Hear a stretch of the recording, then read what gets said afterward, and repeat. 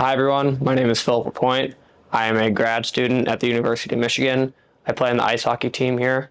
So in my life, I've had a lot of great mentors, obviously. My first being my dad. He played professional hockey, so being able to look up to him at an early age was really motivational. Getting to see him do what he loves kind of trickled down to me and my brothers. I got an older brother as well, so being able to learn from him and grow my love for the game of hockey was really special. So it's been ingrained in me ever since growing up watching my dad and my older brother. So that's something that we all talk about on a daily basis, and we all share that connection. Yeah, I think when it comes to training, I think just trying to develop habits at an early age, having someone that played hockey, like my dad, being able to get advice from him and how to get proper sleep, how to prep before a game, or just like little things off the ice, like being able to eat the right way and being able to cook for yourself. All little things that kind of lead up to putting yourself in the position to succeed was really great advice, and I still adhere that to today. A lot of challenges are between the ears in your own head when trying to get to a spot like Michigan. There's a lot of people that you're trying to compare yourself to, and I've learned that over the years, like you can't be comparing yourself to other people because everyone develops at their own pace and everybody has their own path. If you stick to your identity and you stick to your journey, if you have that faith in yourself and everything that you're doing within your process of, trying to be the best that you can be, and you have that belief, then you will achieve what you want. So just having that mindset is really powerful for any individual. So my recruitment process was a little different than most. My brother came here a couple years before me. He didn't play hockey, but I was able to see the campus in a different light. So ever since I came and saw him and visited him, the university kind of spoke to me. And, I kind of fell in love with it right away, just the atmosphere and everything. And then I got the opportunity to talk to our coaches. Obviously, there was new staff hired after that, so the old coaches were great to me, and they took me around campus, and I fell in love with the campus right away and was able to meet a lot of the guys on the team, and I already knew from there that it was a special bond that Michigan had, and just the combination of athletics and academics here is something that you can't really pass up on. So it's kind of a no-brainer for me to go to Michigan. I think when it comes to the tangibles that coaches are looking for when you want to get recruited to a school like Michigan, it's not necessarily the big highlights that come out with a play.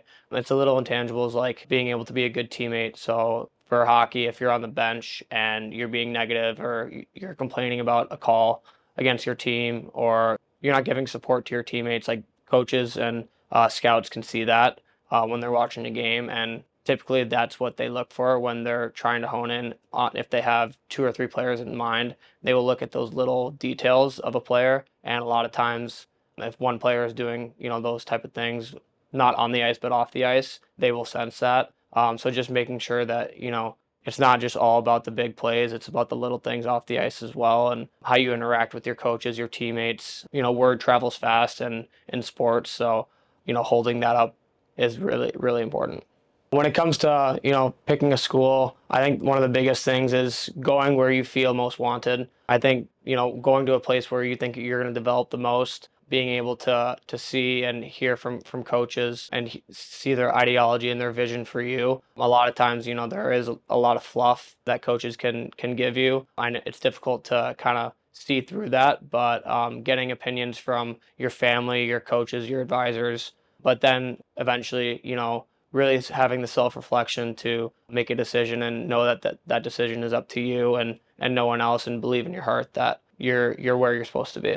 So at Michigan, every year we have so many high-end talent that comes through. So being able to learn from your teammates, I think, has been the biggest thing that I've gained from being at Michigan. Just being able to pick up from little skills that players have, being able to ask questions and kind of bounce ideas off of your teammates is super important, and something that I try and do every single day. Say you want to work on a little skill that another guy has, you go, hey, let's work this over. Let's do a little drill after practice, and you can really grow your skills if you're willing to just ask for help from a teammate or a coach. That's been one of the biggest things, because there's so many high-end talented players that have come before me and are going to come at Michigan, and being able to leverage their skills to help benefit myself have been, really big.